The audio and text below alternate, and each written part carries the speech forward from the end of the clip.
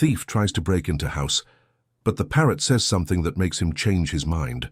Jonathan Miller could barely breathe as he slipped through the slightly open window. His hands trembled, his heart beat so hard it seemed to want to leap out of his chest. 5 years since everything had fallen apart. The moment his feet touched the living room floor, a shrill cry cut through the silence of the early morning. "Daddy's back! Daddy's back!" Jonathan froze. That voice, that high-pitched, familiar tone. His eyes adjusted to the dim light and found the source of the sound. A blue and yellow parrot on a perch by the window, swaying its head from side to side. "It can't be," he whispered, his voice choked. The parrot tilted its head, watching him with that piercing gaze that only macaws possess. Jonathan felt his legs weaken. That was Sky. He was absolutely sure. The same vibrant blue feathers, the same yellow patch on the neck. It was the macaw he had given to Emma for her 6th birthday, just a few months before everything turned to ashes. "Be strong, my princess," said the parrot, repeating the phrase Jonathan would murmur to his daughter every night before she went to sleep. Jonathan staggered backward, tears escaping from under the black hood covering his face. How was Sky here? In that house? His old house? Hurried footsteps echoed down the hallway. Jonathan turned, ready to run, but his feet wouldn't obey. The living room door opened and a woman with graying hair appeared, wearing a floral robe. She held a cell phone in her hand, her finger hesitating over the screen. "Who's there?" she asked, her voice steady despite the visible fright. Jonathan raised his hands, showing he was unarmed. He couldn't speak. Sky kept repeating, "Daddy's back! Daddy's back!" The woman looked at the parrot, then at Jonathan, and something changed in her expression. She lowered the phone slightly, her eyes narrowing as she studied him carefully. "Take off that hood," she ordered, surprisingly calm. Jonathan hesitated. If she saw his face, she might recognize him. His photo had been in the local newspapers 5 years ago, when it all happened. But something in her voice, a firmness mixed with genuine curiosity, made him obey. With trembling hands, he pulled the hood back. The woman took a step forward, studying his face. Jonathan was 35, but he seemed to carry the weight of a lifetime. Deep dark circles, unshaven beard, a recent scar above his left eyebrow. His brown eyes, however, still held that glimmer of someone who hadn't completely given up. "You're not a common thief, are you?" she said finally. "I didn't come to steal," Jonathan managed to articulate, his voice hoarse. "I just need something that's in this house. Documents, papers that prove I didn't do what they say I did." "Be strong, my princess," Sky repeated. The woman looked at the macaw again, then at Jonathan. Something clicked in her mind. "That bird, you know it?" Jonathan nodded, unable to hold back the tears that were now flowing freely. "I gave her to my daughter, Emma, for her 6th birthday. It was her dream to have a macaw. I spent 3 months' salary to buy Sky." The woman approached slowly, lowering the phone completely.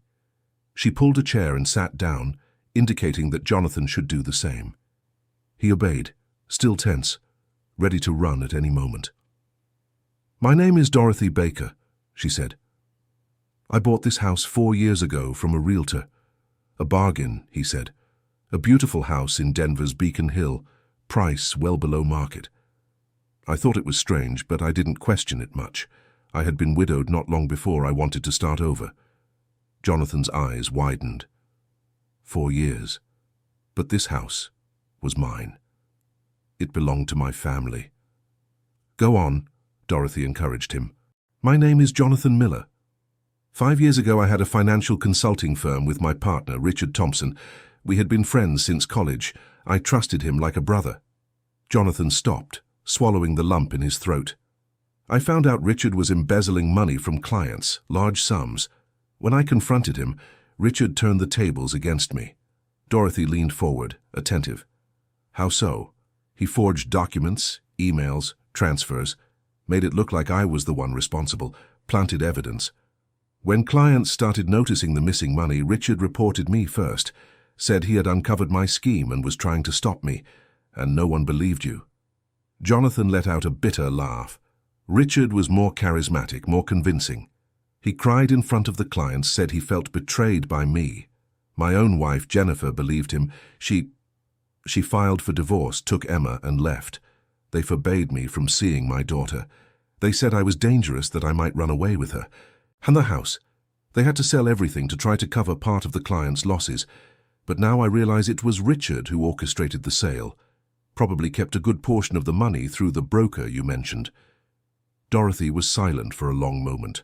Skye jumped from the perch and walked over to Jonathan, climbing onto his outstretched arm. The macaw rubbed its head against his chest, as it used to do.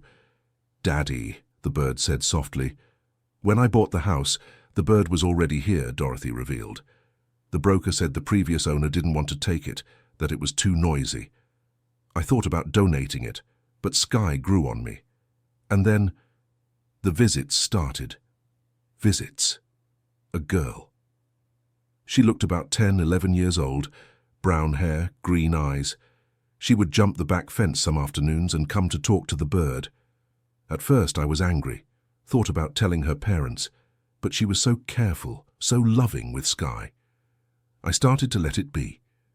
Jonathan felt his heart tighten. Emma. "My daughter is 11 now. Brown hair, green eyes like her mother's. She came here in secret, talked to Skye, told her things. The bird learned new phrases. 'Daddy, come back. Miss Daddy. Where is Daddy?' Jonathan's tears fell on Skye's feathers. I didn't know she still remembered me. Jennifer moved to another city right after the divorce. They said it was to protect Emma. I had no more contact. But the girl came back," Dorothy continued. "It's been about 2 months since she last showed up. I got worried. I tried to find information in the neighborhood, but no one seemed to know her." 2 months, Jonathan repeated, a chill running down his spine. "Why would she stop coming?" Dorothy hesitated, biting her lower lip. "There's something I need to tell you. Last week I was at the market and overheard 2 ladies talking. They were talking about a girl admitted to Mercy Medical Center. Brown hair, green eyes. The description matched the girl who visited Skye." Jonathan stood up abruptly, the chair falling backward. "What? Emma is sick? What's wrong with her? I don't know the details. But I heard it's serious. Her mother hasn't left her side." Jonathan started pacing back and forth, his hands in his hair. "I need to see her. I need to go there now." "You can't," Dorothy said gently. "If you show up, Jennifer will call security.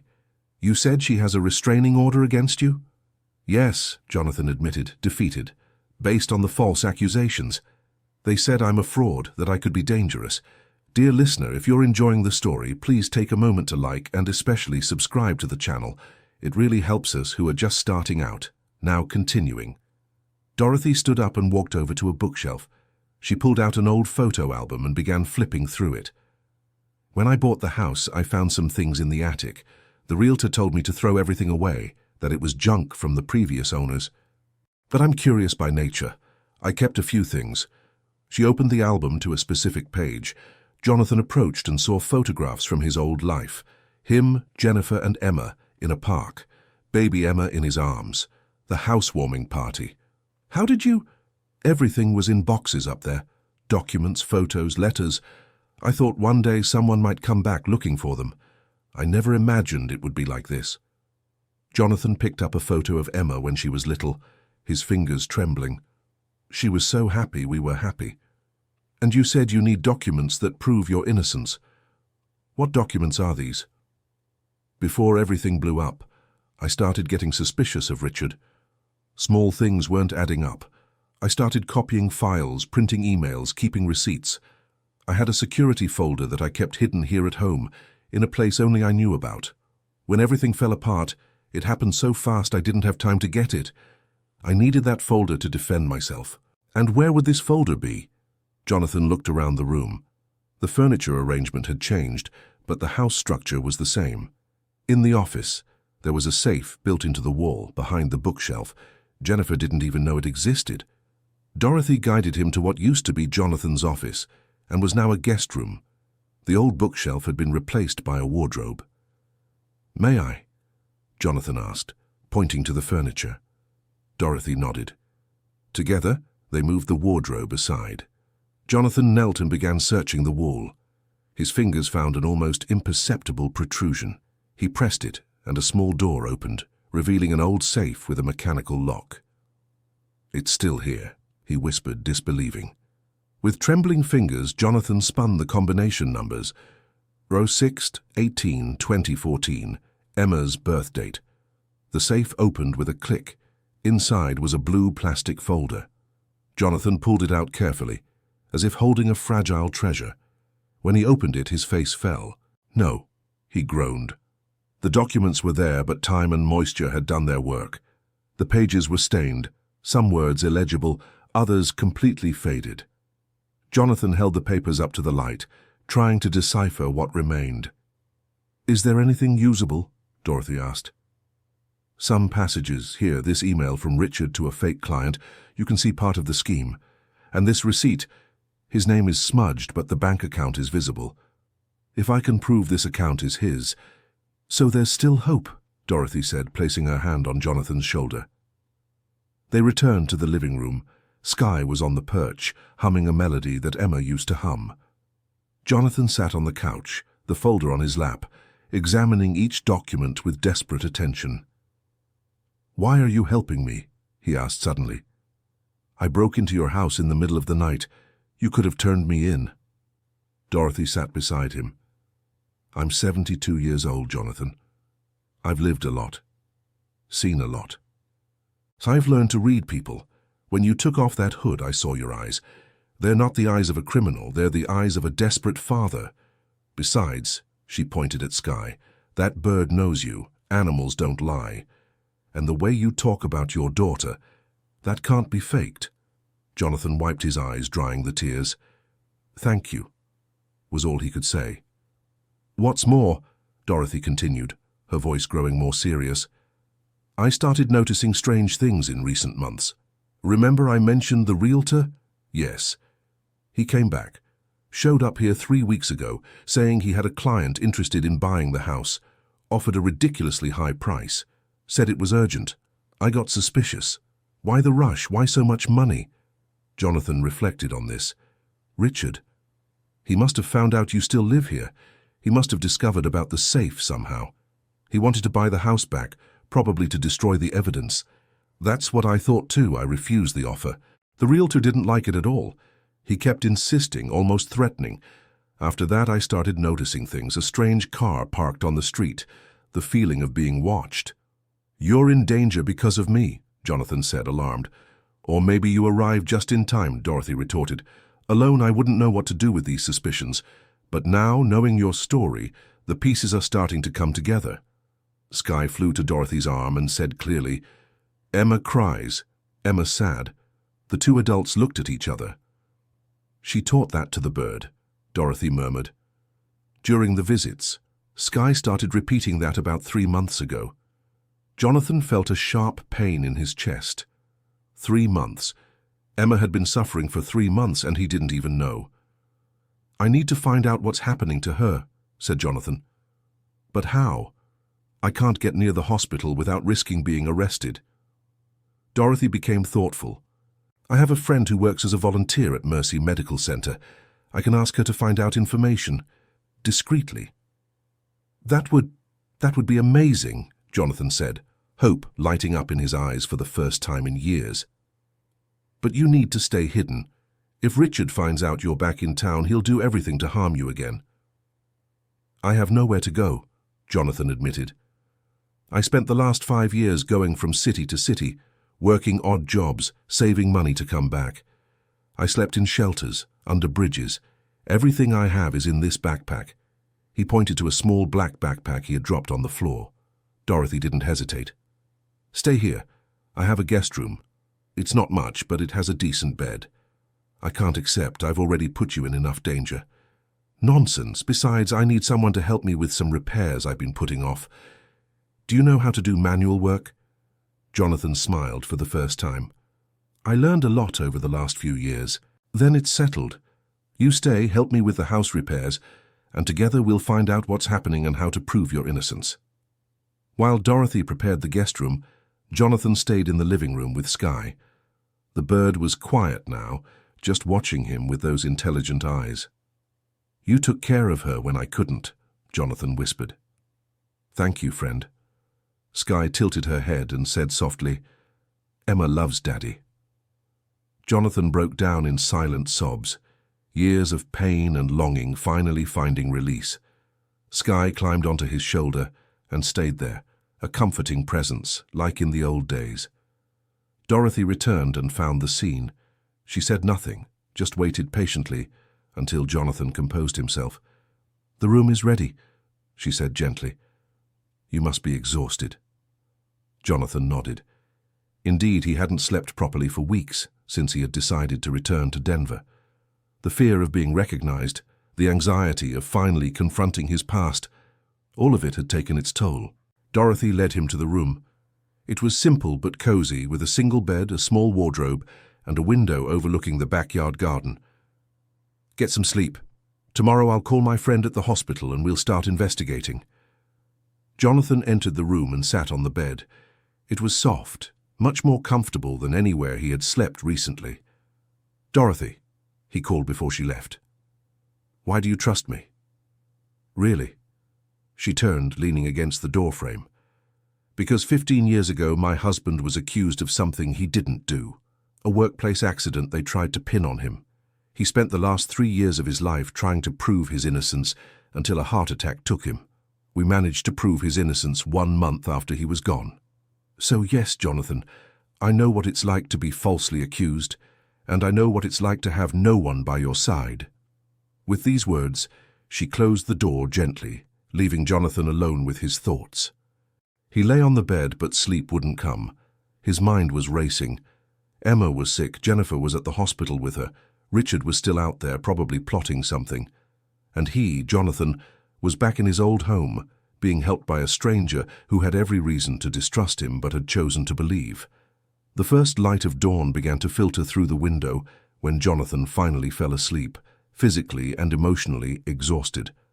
Dorothy woke up early, as was her habit. She made coffee and bread, then picked up the phone and called her friend Barbara, who worked as a volunteer at Mercy Medical Center. "Good morning, Barb. How are you?" "Dorothy, what a surprise. I'm great, and you?" "I need a favor, Barb, a discreet favor." There was a pause on the other end. "I'm listening." "There's a girl admitted there. Brown hair, green eyes, must be about 11 years old. Her mother hasn't left her side. I need to know what she has, how her condition is. Dorothy, you know I can't share patient information." "I know, Barb, but it's important, very important. The girl, she used to visit my house. We became friends. I haven't seen her in a long time and I'm worried." Barbara sighed. "Let me see what I can find out without breaking any rules. I'll call you back." "Thank you, Barb. I owe you one." Dorothy hung up and stood looking out the kitchen window. The garden needed tending. The rose bushes she had planted when she moved in were starting to wilt. Maybe Jonathan could help her with that too. Jonathan came down the stairs around 10 in the morning. He had taken a shower and put on clean clothes that Dorothy had left at the bedroom door. They were her late husband's clothes, a bit loose, but they would do. "Good morning," he said timidly. "Good morning. Coffee?" "Please." They sat at the kitchen table. Jonathan ate voraciously, realizing he hadn't eaten properly in days. "I called my friend," Dorothy told him. "She's going to try to find out about Emma." Jonathan stopped chewing. "Thank you. Seriously, Dorothy, I don't know how I'll repay you for all this. I've already told you. You can start by helping me with the garden. It's a disaster." Jonathan smiled. "I can do that." They spent the morning in the garden. Jonathan proved skillful with plants, carefully pruning the rose bushes, pulling weeds, tidying the flower beds. Dorothy worked beside him, and they talked about trivialities, avoiding heavy topics for a few hours. Skye stayed on her perch on the porch, humming and watching the activity. Around noon, Dorothy's phone rang. It was Barbara. "Barb." "Dorothy, I managed to find out a few things, but I can't talk on the phone. Can you come here?" "Now?" "If you can.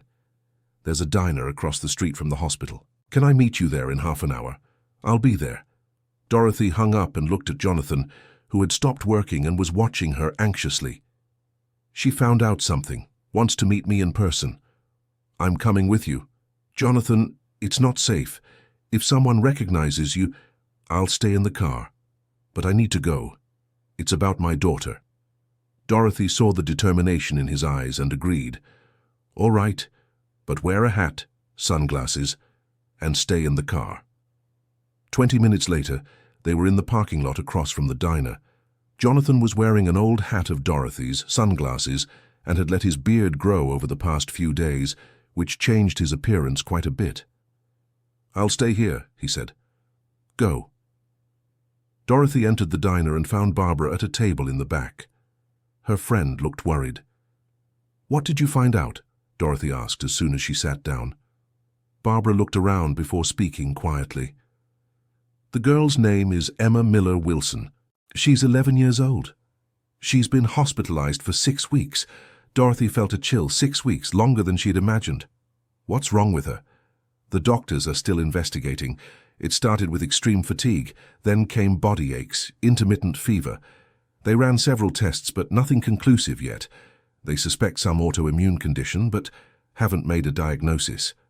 How is she?" "Weak. Very weak. Her mother, Jennifer, never leaves the room.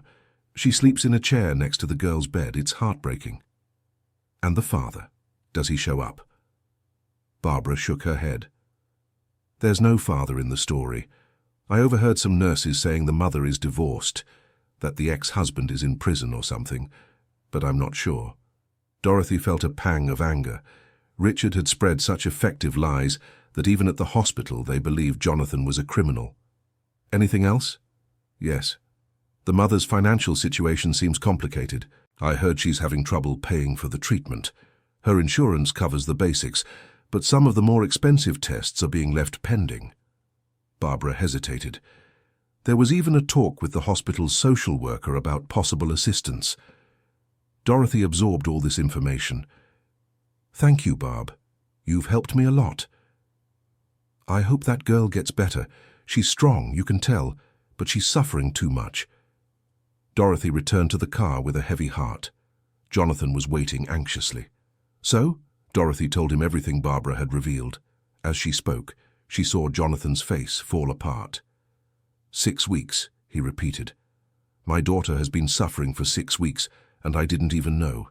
And Jennifer, she must be desperate. Even with everything that happened, she's a good mother. She always was. And she's out of money for the treatment," Dorothy added. "That must be destroying her." Jonathan slammed his hand hard on the car dashboard, making Dorothy jump. "Sorry," he said immediately. "It's just I feel so helpless. My daughter is there, sick, scared, and I can't do anything. If I show up, they'll arrest me. If I don't, she keeps suffering without knowing her father is here, that he never stopped loving her." Dorothy took his hand. "Then let's prove your innocence, quickly, so you can be by her side the right way without having to hide." "But how? The documents are damaged. I don't even know where to start." "We start with Richard. We need to find out where he is, what he's doing. If he tried to buy my house 3 weeks ago, it means he's nearby. Richard has always been clever. He'll be covered in lies and false alibis. But everyone makes mistakes, even the cleverest," Dorothy said with determination. "We'll find his mistakes." They drove back home in silence. Jonathan was lost in thoughts about Emma. How would she be? Would she have changed a lot? Did she still remember him? The visits to Skye indicated yes, but what about now after being sick for so long? When they arrived, Skye greeted them with a new phrase. "Uncle Richard is bad. Uncle Richard is bad." Jonathan and Dorothy exchanged surprised looks. "Emma must have taught her that," Jonathan murmured. Even as a child, she sensed there was something wrong with Richard. That night, sitting at the kitchen table, they spread out all the damaged documents from the safe. Dorothy had bought a magnifying glass and a strong lamp. Together they began to examine each paper meticulously. "Here," Jonathan pointed to a partially legible email. "It's a conversation between Richard and someone named Robert. They talk about transferring funds to an offshore account. Can you read the account number?" "Partially. The first 6 digits are clear. 789423. The rest is blurred. Dorothy wrote everything down in a notebook. And this document? It's a transfer receipt, a large amount. But the date is illegible. They worked late into the night. When they finished, they had a list of clues, partial account numbers, names of possible accomplices, approximate dates of transactions. It's not enough to go to the authorities, Jonathan said, discouraged. Not yet, but it's a start. The following days fell into a routine. Jonathan helped Dorothy with the house and garden during the day. At night, they analyzed the documents and tried to piece together the puzzle. Dorothy used her contacts to discreetly try to track information about Richard. It was Barbara who brought the next important clue. During a visit from Dorothy, she casually mentioned, "You know, there's a man who visits patients at the hospital. Very elegant, always in a suit. He brings flowers, chocolates, talks with the families. I thought he was some benefactor, but some nurses said he's a businessman. His name is Richard something." Dorothy almost dropped her coffee cup. "Richard Thompson." "I think so." "Why? Did he visit someone specific?" "Several people. He does this every week, apparently. Pretty strange, don't you think? A successful businessman spending time with strangers at the hospital."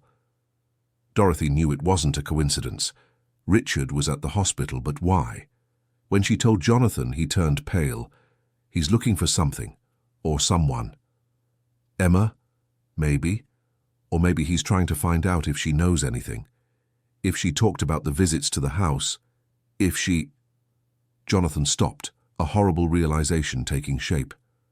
He's after me. Wants to know if I've returned to the city. And where better to get information than the hospital where my daughter is admitted? Do you think he would dare approach Emma?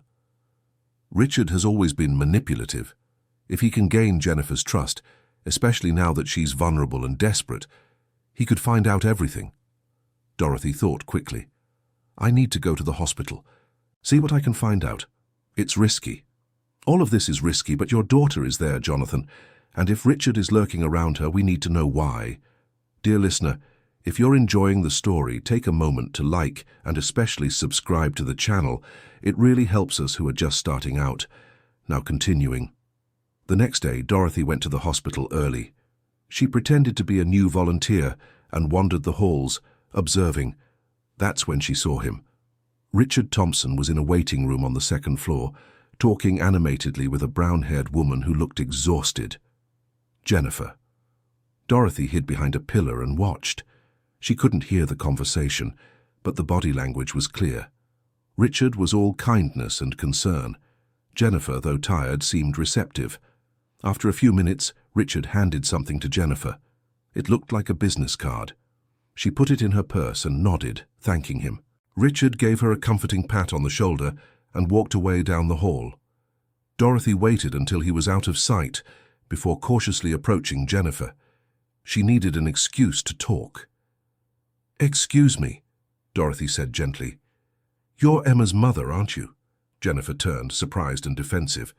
"Who are you? How do you know my daughter's name?" "My name is Dorothy. I'm a volunteer here. Barbara, one of the senior volunteers, mentioned to me about a girl named Emma who is fighting bravely. I thought I'd bring some books if she likes to read." Jennifer relaxed a bit. She loves to read, but she's been so weak lately, she doesn't even have the strength to hold a book.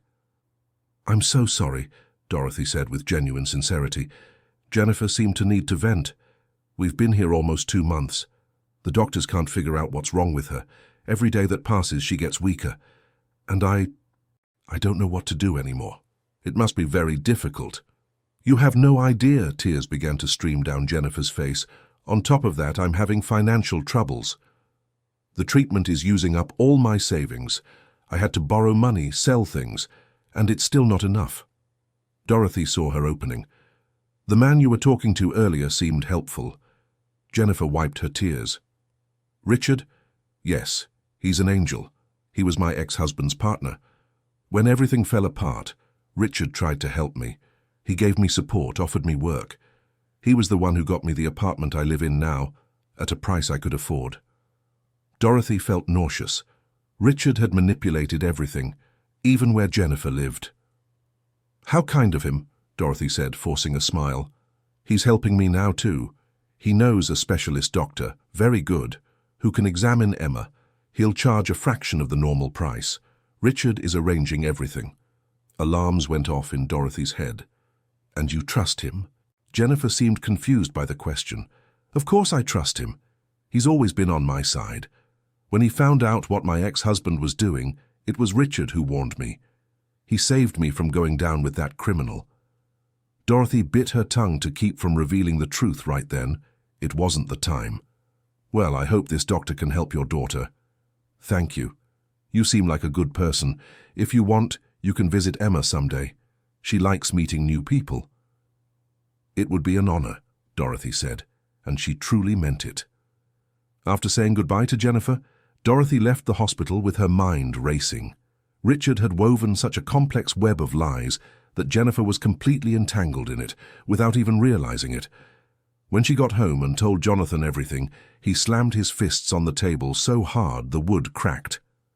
He's using my daughter's illness to get even closer. What kind of monster does that? A desperate monster, Dorothy replied. He knows you're back.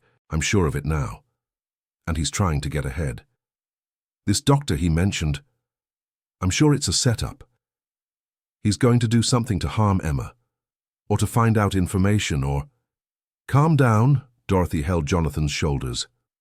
We don't know what he's planning, but we know we need to act fast. How? How do we fight someone who's always 3 steps ahead? Dorothy thought for a moment.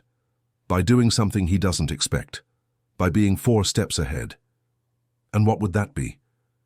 I don't know yet, but we'll find out. That night, something unexpected happened. Jonathan was in the garden, unable to sleep, when he heard the gate creaking. Someone was entering the property. He hid behind a tree and watched. A small figure climbed the back wall and landed nimbly in the garden. The moonlight revealed who it was. Emma. Jonathan felt his heart stop. It was her, his daughter. She had grown so much. Her brown hair was longer but tied in a messy ponytail. Even in the dim light he could see she was thin, pale. But it was her. Emma walked straight to the porch, where Sky was sleeping with her head under her wing. The girl whispered, "Sky, it's me." The parrot woke instantly and began flapping her wings, excited. "Daddy's back, Daddy's back."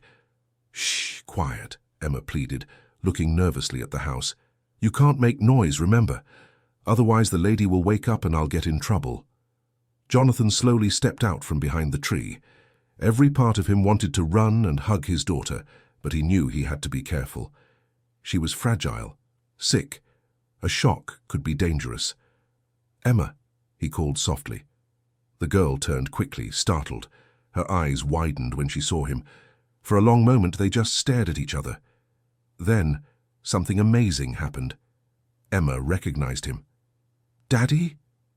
Her voice was a disbelieving whisper. "Yes, Princess. It's me."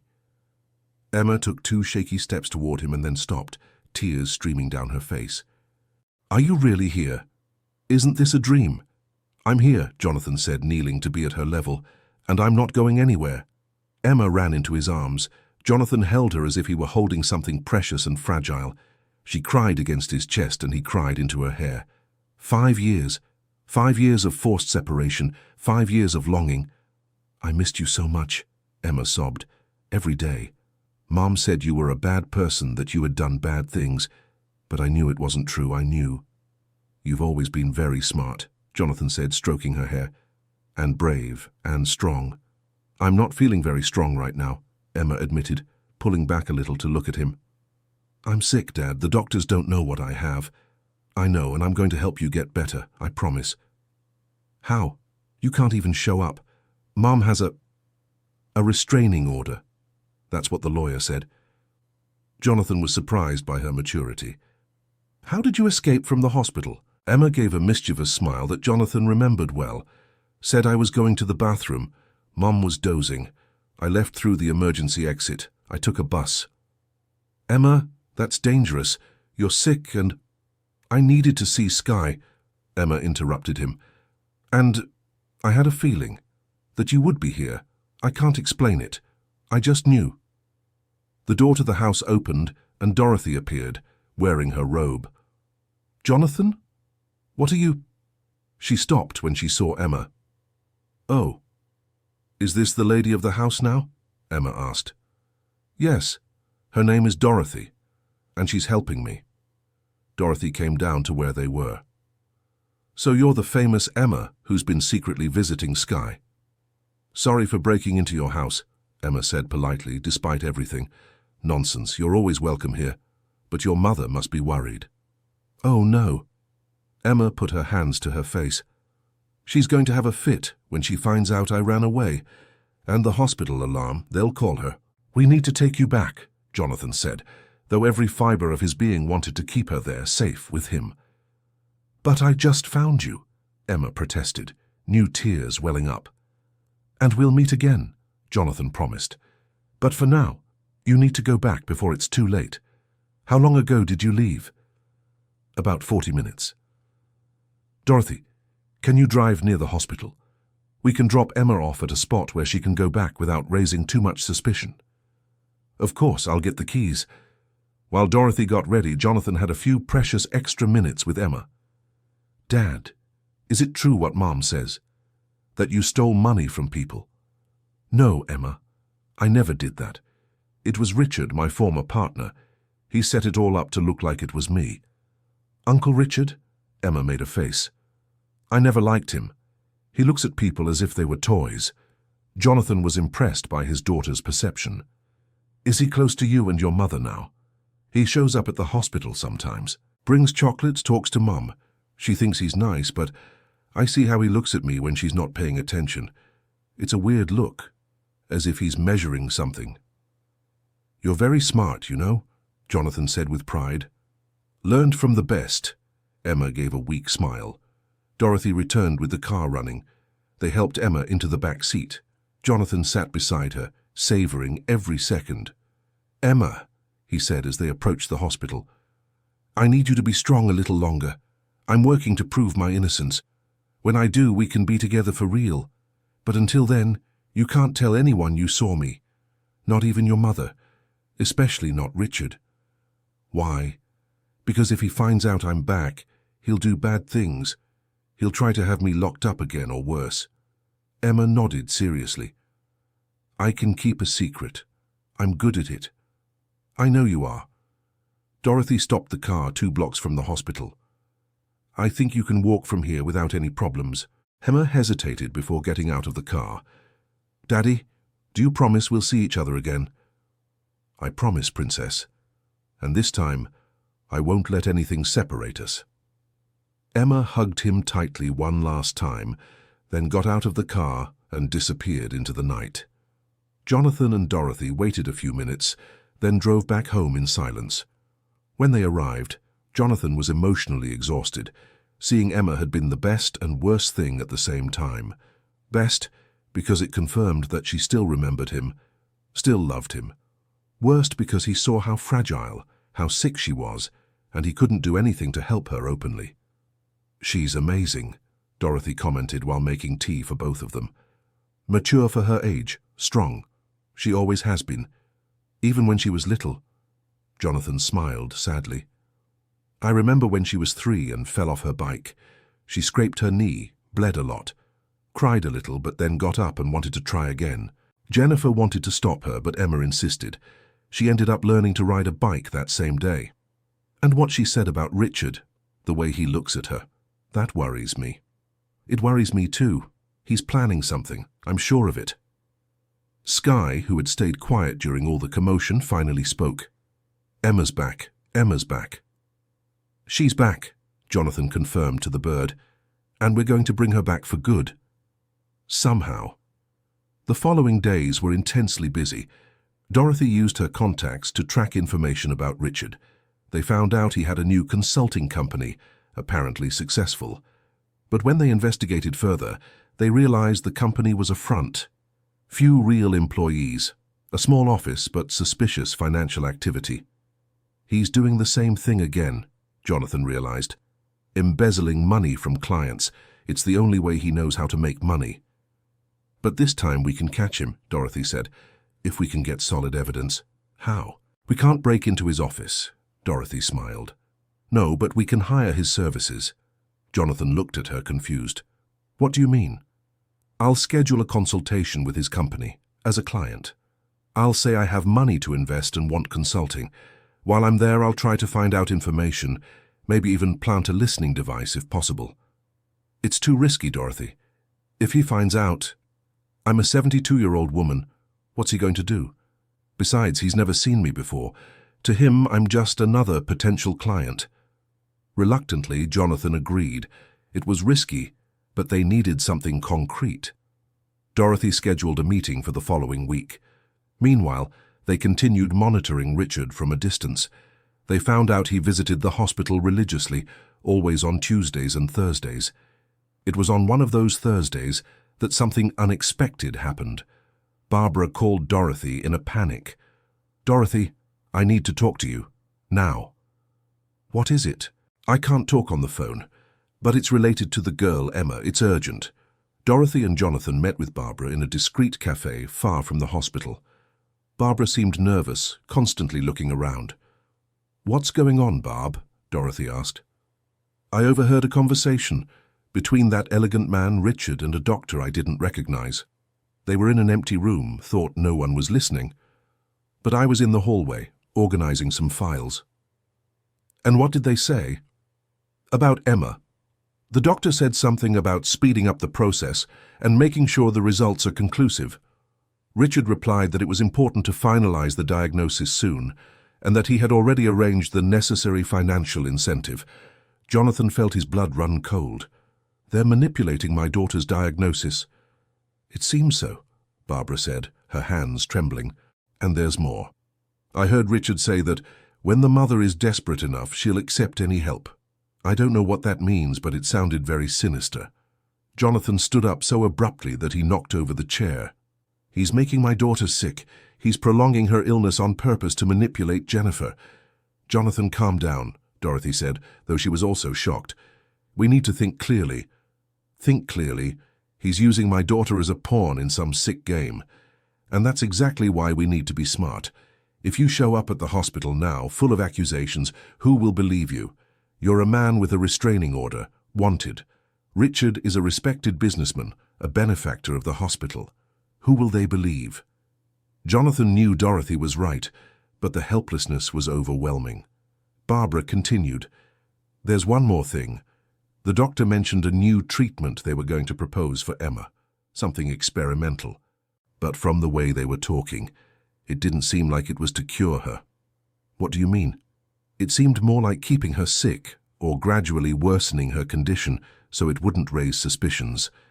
Jonathan had to lean on the table. "My God! Is he capable of killing a child just to get what he wants?" "We don't know if it's that extreme," Dorothy tried to calm him. "But clearly he's planning something terrible." Dear listener, if you're enjoying the story, please take a moment to like and especially subscribe to the channel. It really helps us who are just starting out. Now continuing. "We need to get Emma out of the hospital," Jonathan decided. "Now." "How?" Dorothy questioned. "Jennifer will never agree. Then we take her without her agreeing." "Jonathan, that's kidnapping.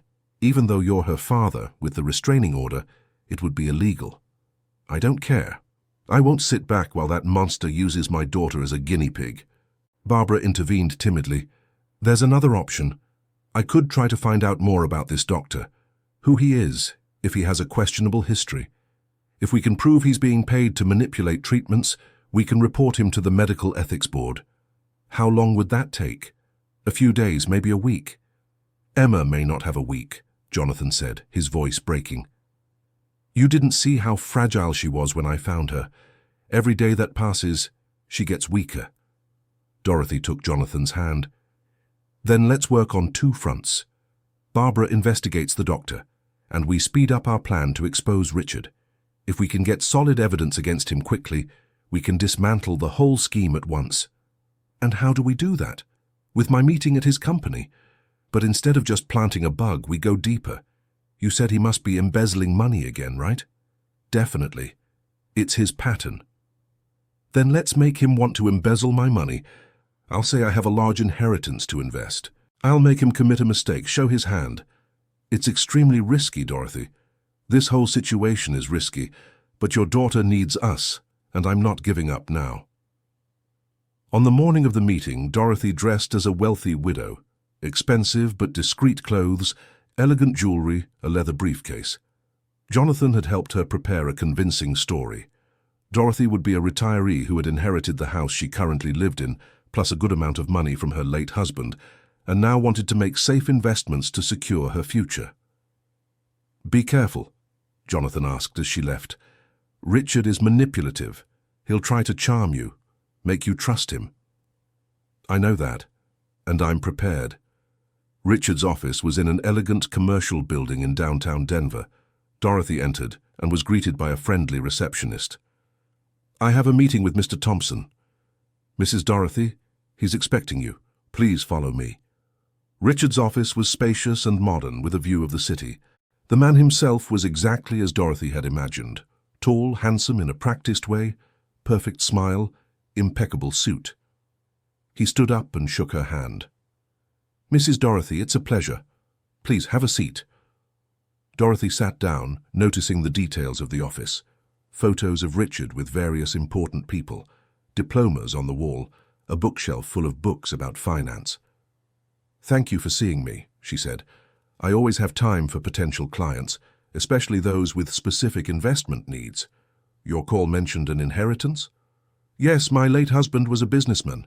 He left me the house where I live, and a considerable amount of money. I'm getting older and want to make sure that money is invested wisely. Very wise to think about the future. And what would that approximate amount be, if you don't mind my asking?" $500,000, Dorothy said naturally. Richard didn't even blink, but Dorothy saw a glint of interest in his eyes. "A respectable amount. There's a lot we can do with that. But first, I need to understand your investor profile. Are you conservative, bold? What's your main goal?" They talked for almost an hour. Richard was really good at what he did. Charismatic, attentive, he seemed genuinely interested in helping her. Dorothy could see how he had fooled so many people. "I have some excellent options for you," Richard finally said. "But if I may, I have a special opportunity that just came up. An investment in a tech startup. High risk but with extraordinary return potential." Here it was. The bait.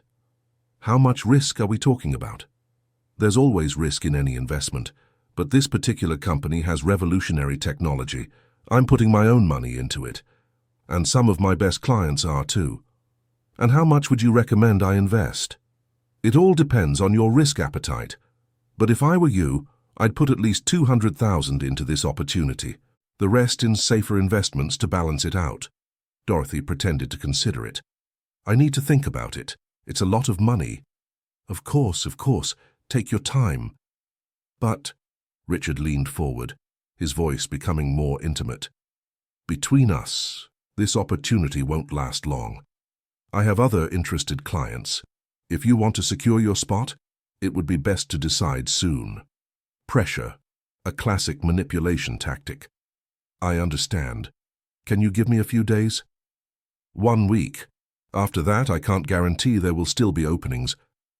Dorothy left the office with her mind spinning. Richard had taken the bait. Now it was a matter of making him reveal his game. When she got home and told Jonathan everything, he was impressed. "He's using the exact same scheme, tech startup. Probably doesn't even exist. He'll take your money, show some fake returns at first to gain trust, and then disappear with everything." "But how do we prove it?" Jonathan thought. "We need evidence. Bank records, emails, something that shows he's diverting funds." "And how do we get that?" "His office. He must have a computer, files. If we could get in when he's not there." "Jonathan, that's breaking and entering." "I know, but I don't see another option." Dorothy fell silent, pondering. "There is an option, legal and effective. Hire a private investigator, someone professional who knows how to get evidence without breaking the law." "With what money?" "I have savings. I can use some of it." "I can't let you spend your money on me. It's not for you. It's for Emma. That girl deserves to have her father back, and she deserves to get healthy." Jonathan felt tears in his eyes. "Why are you doing all this, really?" Dorothy sighed. Because when my husband was being accused unfairly, no one helped us. Friends disappeared. Family doubted. We were completely alone. If we had had one person, just one, who believed and fought with us, maybe he would still be alive. So yes, I'm doing this for you and for Emma, but I'm also doing it for my husband, for the chance he never had. Jonathan hugged Dorothy, grateful to have found that extraordinary woman. They hired a private investigator named Michael Roberts, a former police officer. He now worked independently. After hearing the story and seeing the damaged documents Jonathan had, Michael agreed to help. I'll need time, he warned, to follow Richard, investigate his finances, track clients. But I'll find out what he's doing. How long? 2, maybe 3 weeks. We don't have that much time, Jonathan said. My daughter is in danger. I understand. I'll work as fast as possible, but proper investigation can't be rushed. If you want evidence that holds up, I need to do it right. Reluctantly, Jonathan agreed. While Michael worked, Dorothy kept in touch with Richard, asking questions about the investment, requesting more information. She was stringing Richard along, making him invest time and effort in her, so that when the time came to pull the rug out, the impact would be greater. Barbara, in turn, uncovered disturbing information about the doctor Richard had mentioned. Dr. William Parker had a questionable history. He had been investigated in another state for questionable practices, but was never formally charged. He moved to Denver 2 years ago and got credentials at Mercy Medical Center. I need more concrete proof, Barbara said, but I'm certain he's being paid by Richard to manipulate Emma's treatment. How do we prove it? I'm trying to access his financial records. I have a friend who works in the hospital administration. I'll see if she can help me. Meanwhile, Emma remained in the hospital. Jonathan desperately wanted to visit her again, but knew it was risky. Instead, he started writing letters he couldn't send, but that helped him cope with the distance. My dear Emma, today marks 10 days since I saw you in the garden. It feels like an eternity. I want you to know that every thought of mine is about you. I'm fighting, Princess. Fighting to clear my name so we can be together. Be strong a little longer. Daddy is coming. One night, Dorothy's phone rang. It was an unknown number. She answered cautiously. Hello? Dorothy. It was Emma's voice, whispered and urgent. Emma, how did you get my number? I took it from Mom's phone. She had saved it because you said you were a volunteer. Dorothy, I need help. They're going to give me a new medicine tomorrow. I heard the doctor talking with Mom.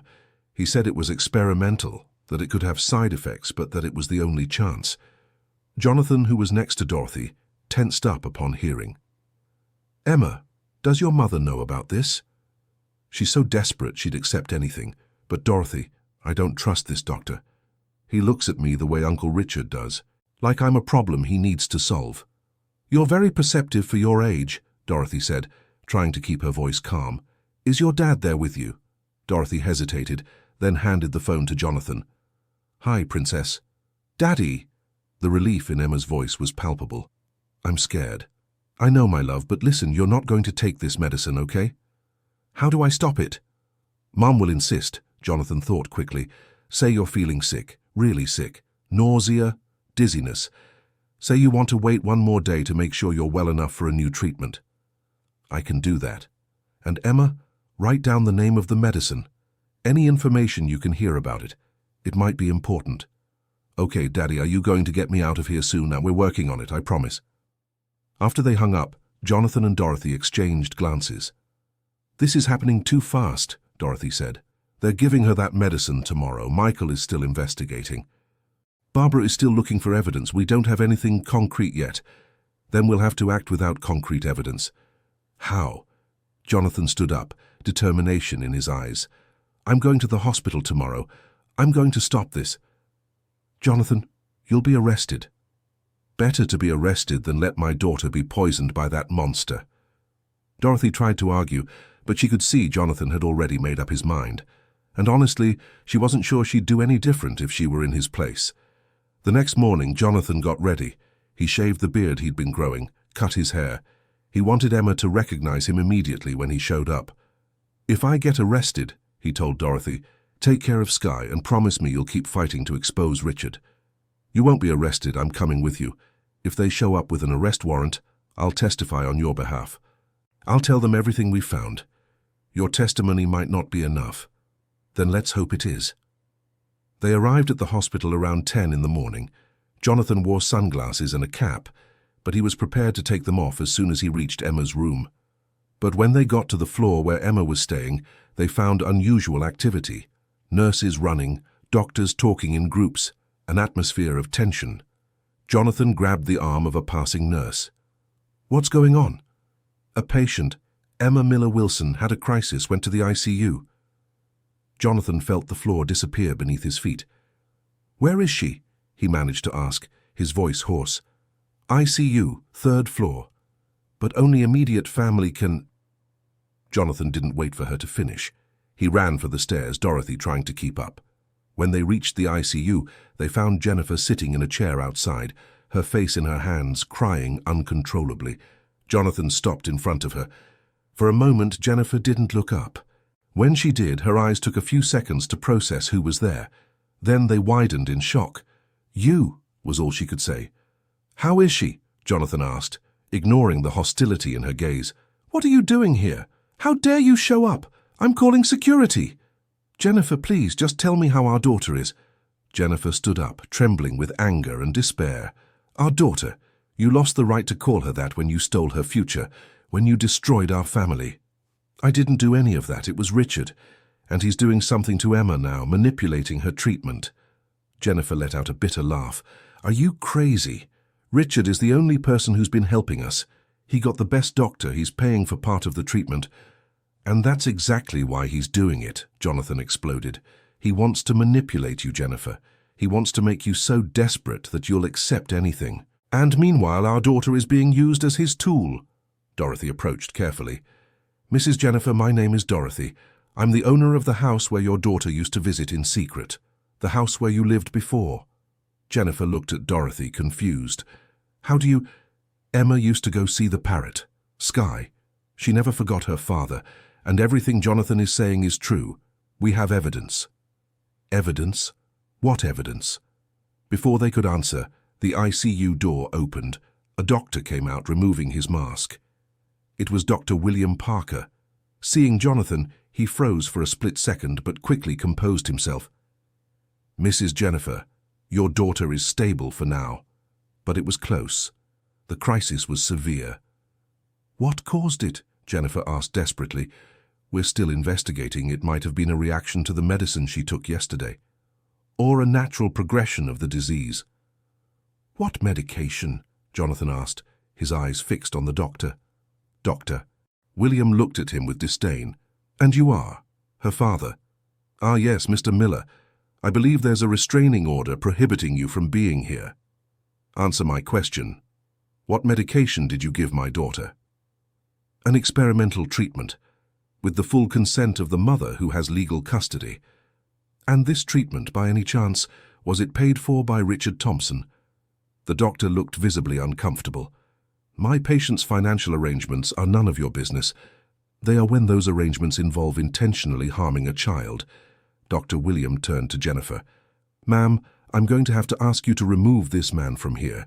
He's disturbing the hospital environment and maybe violating the court order."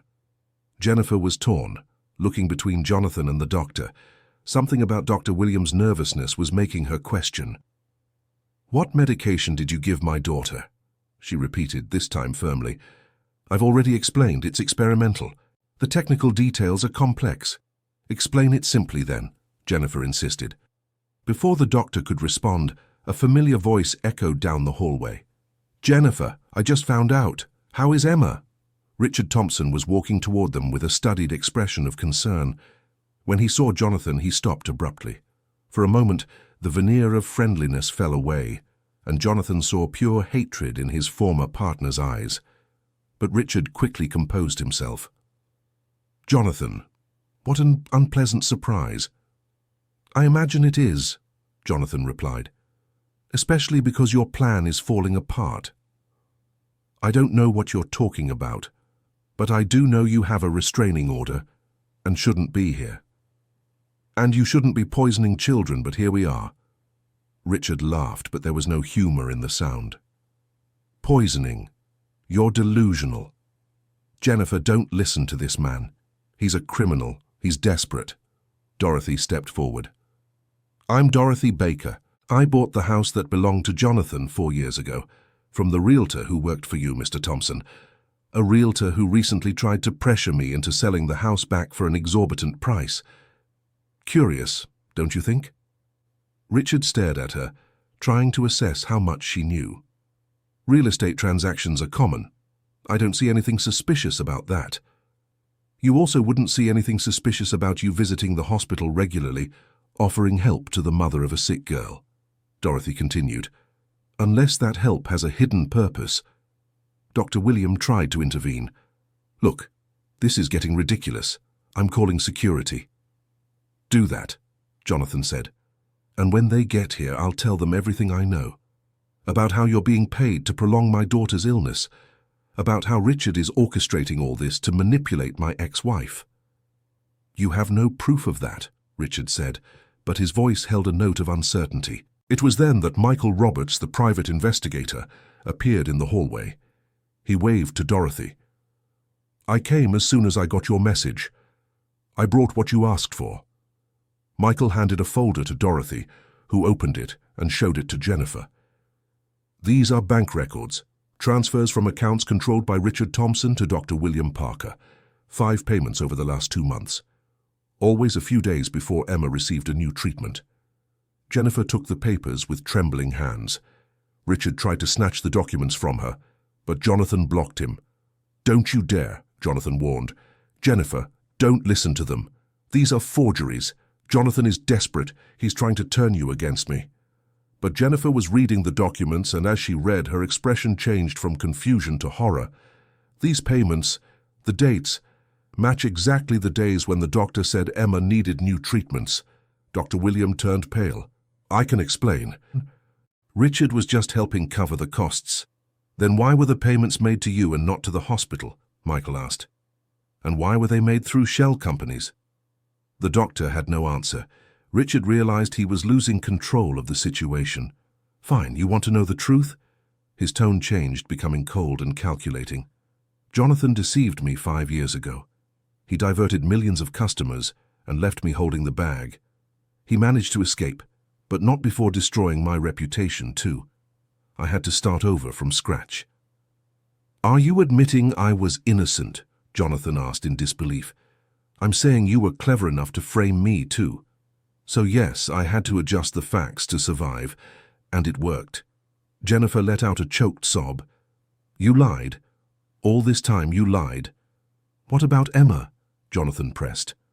"Why involve my daughter in this?" Richard laughed bitterly. "Because you came back. My contacts alerted me that you were back in town. I knew you'd look for evidence. I knew you'd try to get close to your precious family, so I thought, why not use that to my advantage?" "You made a child sick on purpose," Dorothy said, disgusted. "I didn't make her sick. She was already sick when all this started. I just prolonged the treatment, made it more dramatic. Dr. Parker here is very talented at creating symptoms that seem worse than they really are." Jennifer slapped Richard so hard the sound echoed down the corridor. He staggered back, holding his face. "You used my daughter, made her suffer." "And you believed every word I said," Richard retorted, regaining his composure.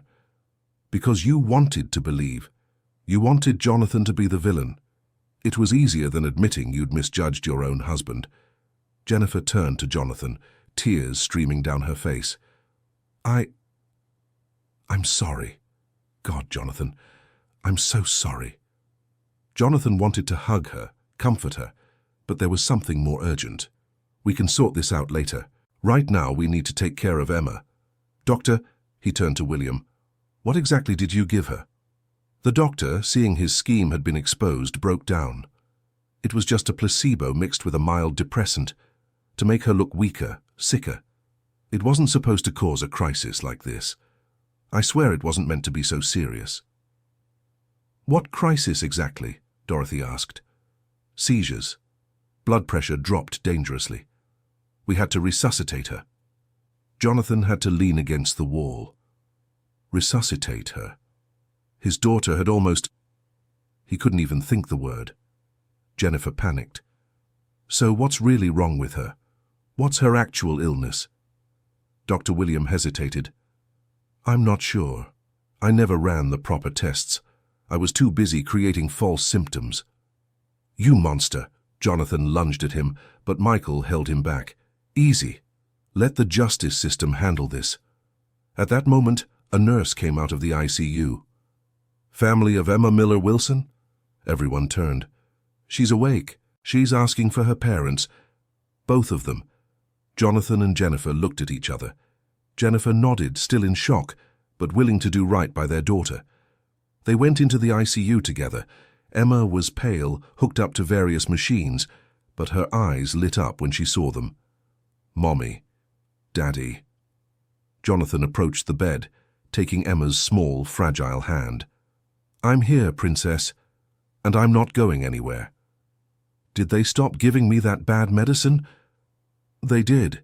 They won't give you anything else without us knowing exactly what it is. Emma looked at Jennifer. Do you believe Daddy now, Mommy? Jennifer held her daughter's other hand, sobbing. I do, sweetheart. And I'm sorry. So sorry. It's okay, Emma said with striking maturity.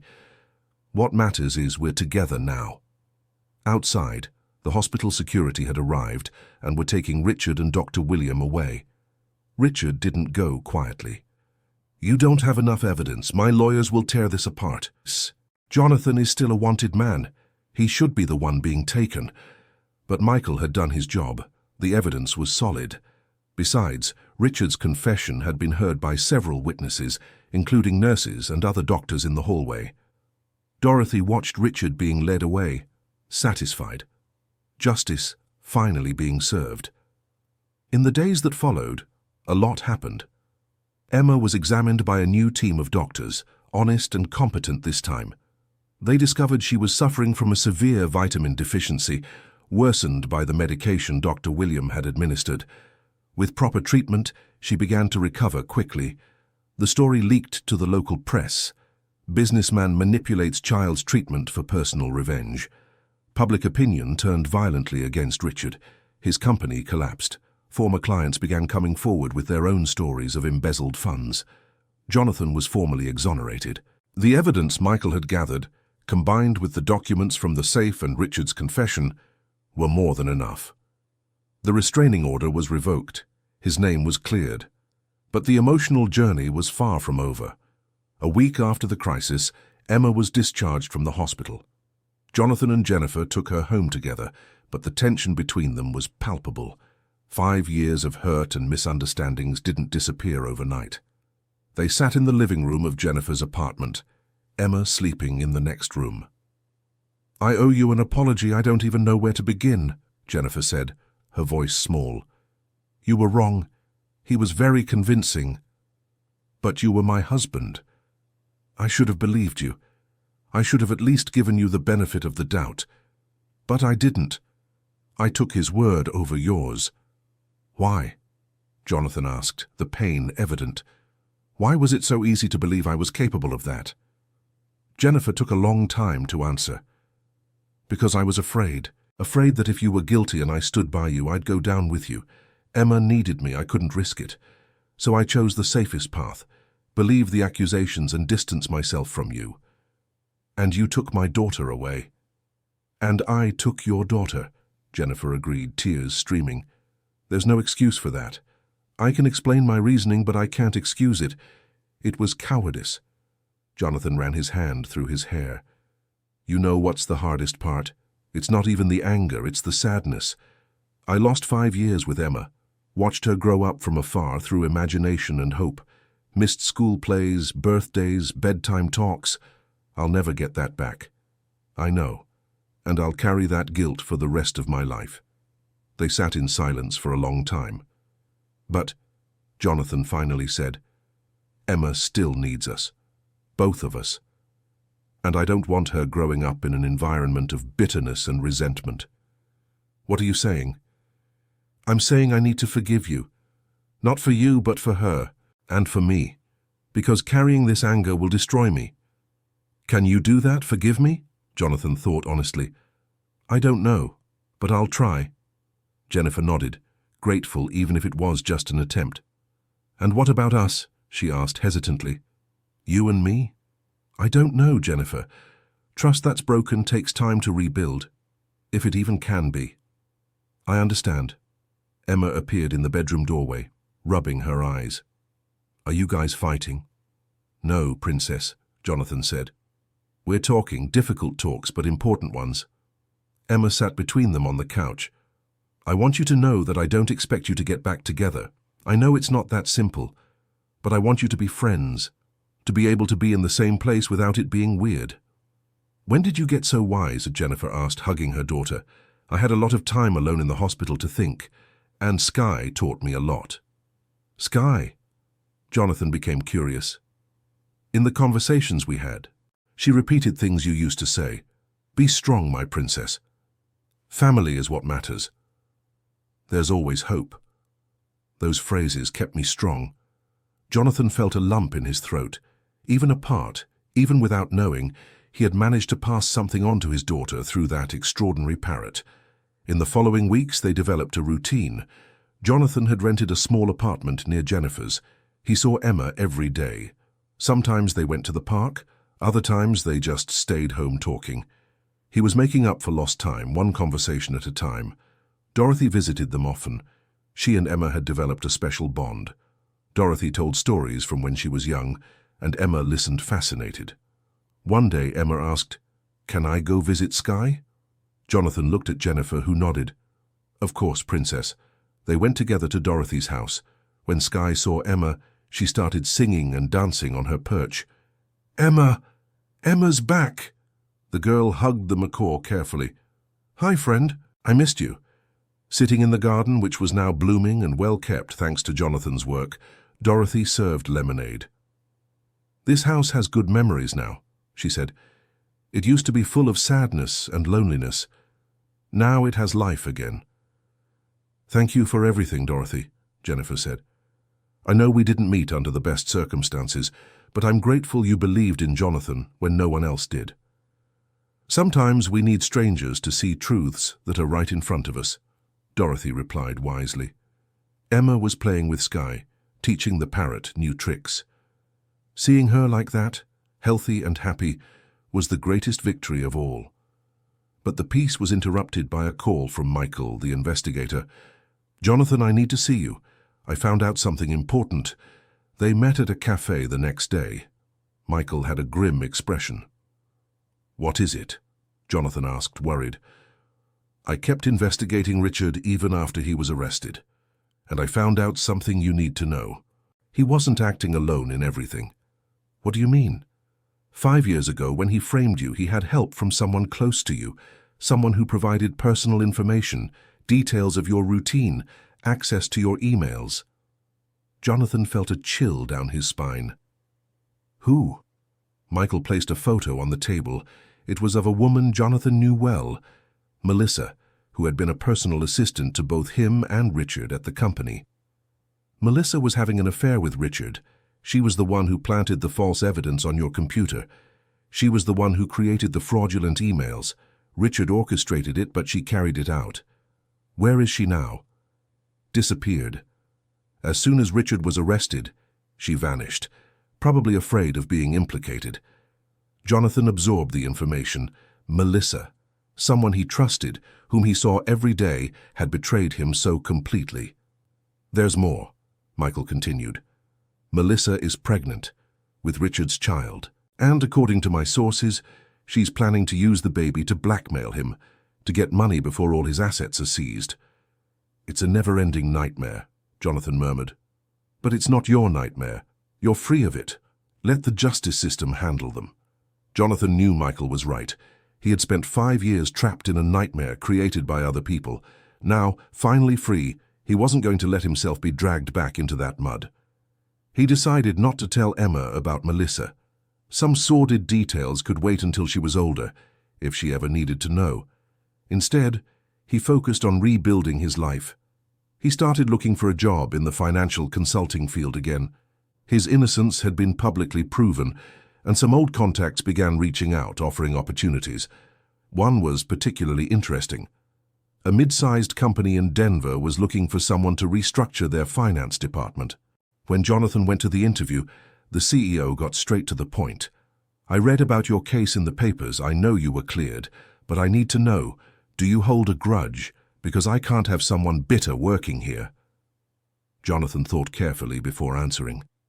"It would be a lie to say I wasn't affected by what happened, but I've learned that holding a grudge only hurts me. I want to move forward. I want to build something new." The CEO extended his hand. "Welcome to the team." Jonathan left that office with a job, a stable income, and the feeling that maybe, finally, things were falling into place. But life had one more surprise in store.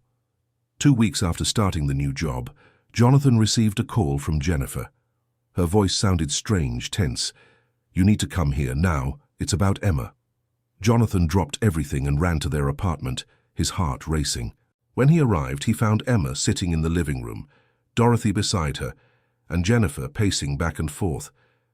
"What happened? Is she okay?" "Physically, yes," Jennifer said, "but emotionally. Emma, tell your father what you told me." Emma looked at Jonathan with wide eyes. "Daddy, I remember things from before you left. Things I never mentioned before because I thought they were dreams." "What things?" "I remember being at the company with you. I was about 5. You used to take me sometimes on weekends when you had to work. You'd let me draw at your desk." "I remember that," Jonathan smiled. "You loved pretending you were an important executive. One day I saw Aunt Melissa on the computer. Your computer. You had stepped out to get coffee. She was typing something fast and kept looking at the door the whole time, afraid of getting caught." Jonathan tensed up. "Go on." "At the time I didn't understand. But now, after everything that happened, I think she was planting those bad things that made you look guilty. You never mentioned this before." Emma shook her head. "I forgot. I was too young." It was only now, talking with Dorothy about old memories, that the memory came back, and when it came back, it was very clear. "This is testimony," Dorothy said, "from an eyewitness." "But she was a child," Jennifer argued. "Would a court accept it?" "It depends," Michael said, having arrived right after Jonathan. Dorothy had called him too. "But combined with the other evidence, it strengthens the case against Melissa." "And if we find her," Jonathan asked, "then things get interesting." It took 3 weeks, but Michael finally located Melissa. She was hiding in a small town in the countryside, using a fake name, but she wasn't alone. She had a baby just a few months old in her arms. Michael showed photos to Jonathan. "It's her, and the baby is Richard's," I confirmed through his contacts. "What do we do?" "We can inform the authorities where she is. Or," Michael paused, "we can confront her first. Sometimes desperate people make confessions that would be impossible to get otherwise." Jonathan thought of Emma, of how that woman had helped destroy her childhood, of how she had lied and manipulated. "Let's confront her." They made the trip to the small town in the countryside. Melissa was living in a modest house, clearly struggling financially. When she opened the door and saw Jonathan, she turned pale. "How did you find me?" "It doesn't matter. May I come in?" Melissa hesitated, then opened the door. The baby was sleeping in a makeshift crib. "It's his son." It wasn't a question. "Yes, for all the good it does me. Richard is in jail, with no money, nothing. And I'm here, alone, with a baby." "You helped destroy me," Jonathan said, keeping his voice calm with effort. "You stole 5 years with my daughter. You almost completely ruined my life." Melissa started crying. "I know, God, I know, and I hate myself for it every day." "Why did you do it?" "Because I was in love with him, and I was stupid enough to believe that when you became partners, when he got the whole company, we would be together. But as soon as it was over, he discarded me, said I was a useful tool, nothing more. And you stayed quiet all this time." "I was afraid of being arrested, afraid of losing everything. And then I got pregnant, and I thought maybe that would change things, but it didn't. He doesn't want anything to do with the baby. Doesn't want anything to do with me. Jonathan looked at this woman who had caused so much suffering. She was broken, destroyed by her own choices. "I have a proposal for you," he said. "Proposal? You will testify. You will tell everything you did, everything Richard ordered you to do. You will detail every step of the scheme. And in return? In return, I will ask the prosecutor to consider your cooperation. You won't escape consequences, but they might be lesser. And my baby?" Jonathan looked at the sleeping child, innocent in all this. "Do you have family who can take care of him while you sort out your problems?" "My sister, but she hasn't spoken to me since she found out what I did." "I will talk to her.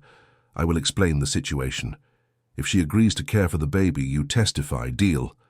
Melissa looked at her son, then at Jonathan. "Why are you doing this, after everything?" "Because that baby isn't to blame for the choices you made, and because I'm tired of hatred.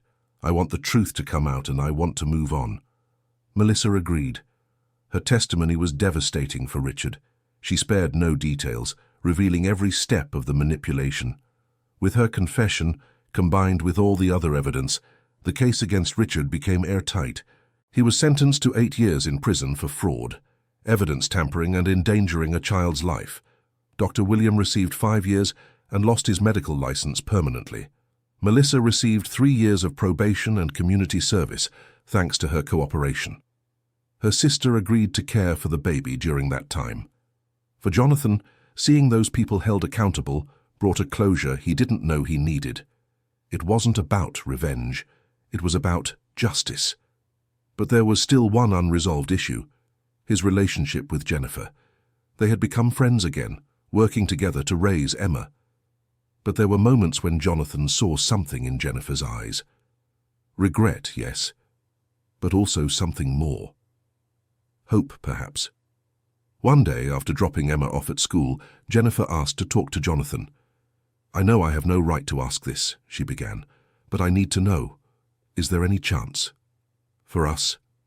Jonathan sighed. "Jennifer, I loved you. So much.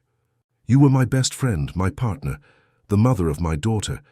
But what you did, I don't know if I can ever completely forget." "I'm not asking you to forget. I'm asking if we can try again. Start over, knowing what we know now. We're different people now. I've changed. You've changed. And maybe these new versions of us can work better than the old ones." Jonathan looked at this woman who had been so many things to him: love, family, betrayal, pain. And he saw that she was being genuine, vulnerable in a way she had never been before. "I can't promise anything," he finally said, "but we can try, slowly, no pressure, see where it takes us." Jennifer smiled through her tears. "Slow is good. Slow is perfect." They started dating again.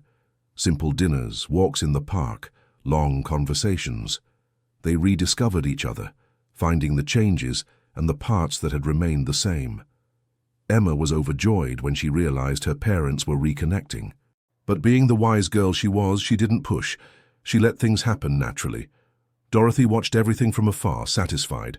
Her house had been the epicenter of this incredible story, and now she saw the fruits of so much struggle and suffering finally ripening. 6 months after Richard's arrest, Jonathan was financially stable again. His job was going well, and he had recovered part of his savings through a lawsuit against Richard. And then an idea began to take shape. He scheduled a meeting with Dorothy. "I want to buy my house back," he said. "I know you paid for it, and I'll pay you the fair market value, even more if necessary." Dorothy shook her head. "I won't sell." Jonathan was surprised. "But I thought—" "I won't sell," Dorothy repeated, "because I'm going to donate it." "Donate? This house belongs to you, Jonathan. It always has. I was just a temporary guardian. But there's one condition." "What?" "I want part of the land to be set aside. I'm going to build a small house in the back. I can live there close to you, but with my independence." Jonathan felt tears in his eyes. "Dorothy, I can't accept." "You can, and you will. This house needs life, children's laughter, a family. I've lived here alone for too long. Let me finish my days surrounded by people I love. Jonathan hugged Dorothy. You're an angel, you know that? I'm just an old woman who learned that family isn't just blood. It's who we choose, who stands by us in the worst storms. When Jonathan told Emma they were going back to the old house, she jumped for joy. And is Sky coming too? Of course. That macaw is part of the family. Jennifer was moved too. That house held so many memories, good and bad. It would be a true fresh start. On moving day, everyone helped. Michael showed up with some friends to move furniture. Barbara brought food. Even Melissa's sister appeared, bringing the baby for a quick visit, thanking Jonathan for having intervened. When everything was organized, Jonathan, Jennifer, Emma, Dorothy and Sky sat in the garden, tired but happy. A family that sticks together can't be beaten, Sky said, repeating the phrase Emma had taught her. True, Emma agreed, snuggled between her parents. Jonathan looked around, his house, his family, his life finally back on track. There were scars, yes. There always would be. But there was also healing. There was love. There was hope. That night, after Emma went to sleep, Jonathan and Jennifer stayed on the porch. It still feels like a dream, Jennifer said. Sometimes I'm afraid I'll wake up and find out none of this is real. It's real, Jonathan assured her, and we'll make it work. Maybe not the way it was before, but in a new way, better. Have you really forgiven me? Jonathan thought honestly. I'm forgiving. It's a process. Some days it's easier, others harder. But I'm committed to it. For Emma, for myself, and yes, for you too. Jennifer took his hand. I'll spend the rest of my life trying to deserve that forgiveness. It's not about deserving. It's about choosing. I choose to move forward. I choose to build instead of destroy. I choose hope instead of bitterness. They stayed there, holding hands, looking at the stars, until the night chill made them go inside. The months passed. Life found a rhythm. Jonathan thrived at work. Emma was fully recovered and doing wonderfully in school. Jennifer went back to work as a teacher, something she had given up during the crisis. Dorothy, in her little house in the back, became a constant presence. She was the grandmother Emma never had, full of stories and wisdom.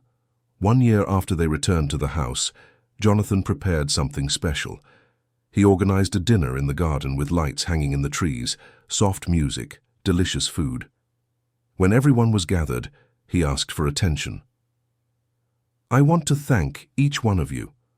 Dorothy, for believing in a stranger who broke into your home and for giving us a place to live. Michael, for not giving up until you found the truth. Barbara, for risking your job to protect a little girl. Emma, he looked at his daughter, for never losing faith in your father. And Mommy, Emma asked. Your mother. Jonathan turned to Jennifer.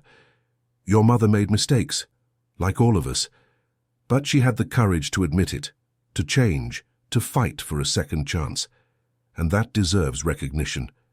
Jennifer had tears in her eyes. And there's one thing I want to do, Jonathan continued. Something I've been thinking about for months. He knelt in front of Jennifer, and Emma let out a little squeal of excitement. Jennifer Wilson, we were married once before, and it was good until it wasn't anymore. But now, after everything we've been through, after so much pain and growth, I want to ask, will you marry me again? Not as the people we were, but as the people we've become. Jennifer covered her mouth with her hands, sobbing. Yes, 1,000 times yes. Emma ran to hug them both. Dorothy was applauding. Even Sky joined the celebration, flying in circles and shouting random words of joy. They got married 3 months later, in a small ceremony in the garden of the house. Emma was the maid of honor, Dorothy, the matron of honor, Michael, the best man. During the exchange of vows, Jonathan said, I promise to love you not in spite of our past, but because of it, because it brought us here. I promise to never stop fighting for us, even when it's hard. I promise to be honest, to be present, to be your true partner. Jennifer replied, I promise to never doubt you again. I promise to honor you, respect you, support you.